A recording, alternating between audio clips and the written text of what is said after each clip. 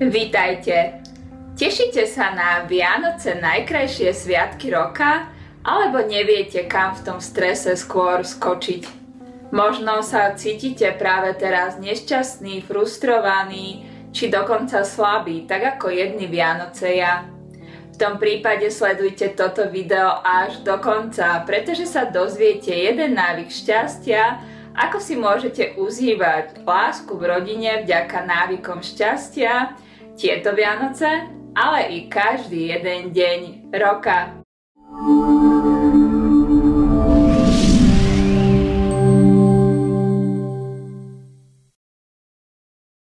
Ahoj, volám sa Eva Stanová a som autorka Akadémie šťastia.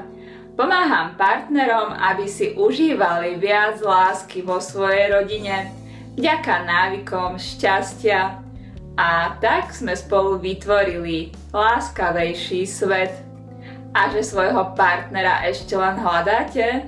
O to lepší dôvod zmeniť svoje návyky, tak aby ste našli správneho partnera pre vás. Pozrime sa spolu, ako na to. Akú atmosféru si užívate teraz vo svojej rodine? Zažívate lásku a nadšenie adventu? Alebo skôr pociťujete napätie a chlad? Ak ste odpovedali napätie a chlad, mám pre vás jeden návyk zdravého životného štýlu šťastie. Otvára Božou láskou srdce v každej jednej sekunde dňa. Ak chcete vedieť, prečo je tomu tak, pozrite si video Overený zdravý životný štýl šťastie. Kliknite hore na ičko. Ak ste sa už o zmenu atmosféry vo svojej rodine pokúšali, no nedarilo sa vám, mali by ste poznať jednu príčinu, ktorá bráni v zmene návykov a spôsobuje ju stres. Chcete ju poznať? Verím, že áno. Je to choroba srdca a volá sa abúlia, alebo v preklade slabá vôľa.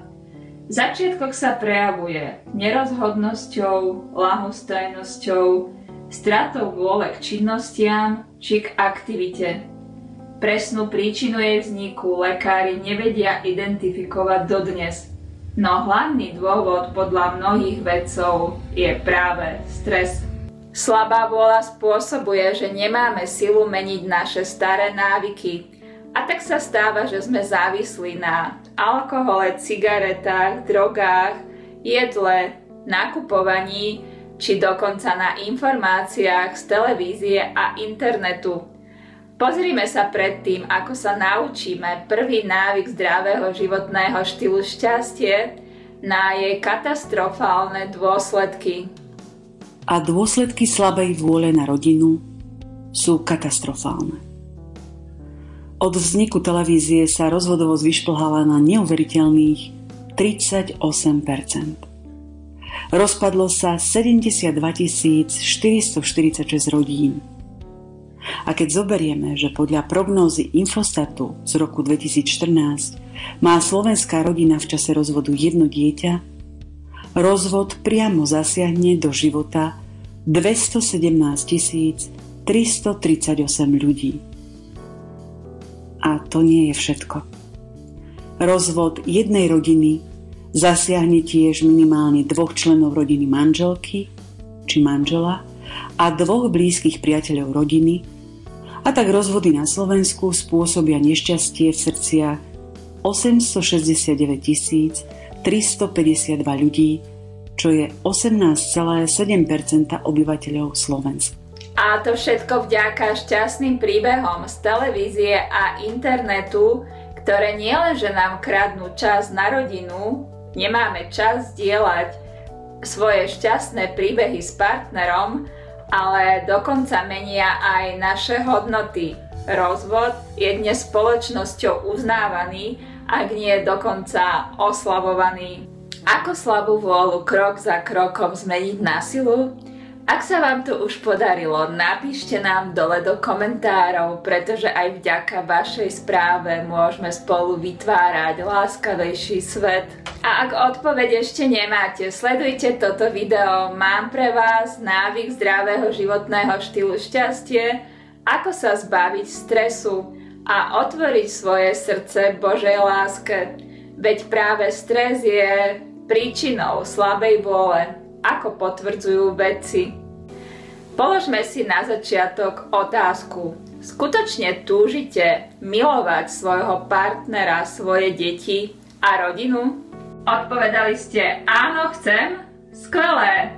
Poďme spolu otvoriť svoje srdce Božej láske, návykom šťastia, lútosťou. V prvom rade lútosťou všetkého, čo podľa vášho svedomia, ale aj pocitov nebolo správne. Môžete si to povedať v duchu, alebo aj napísať. Prejdite si všetky svoje skutky, myšlienky či pocity, ktoré vás boleli až vo vašom tele. A jednoducho pri každom z nich povedzte: Bože, prosím, odpusti mi. Dokázali ste to, skvelé. Urobili ste prvý veľký krok k otvoreniu svojho srdca láske. Ideálne je robiť tento návyk každý večer, keď si pamätáte, čo sa v ten deň stalo. Zvládli ste tento návyk šťastia? Skvelé, gratulujem. Napíšte mi dole do komentárov. A ak ste tento návyk ešte nezvládli, nezúfajte. Mne túto Božiu pomoc vymodlila moja svokra a modlila sa za mňa 10 rokov.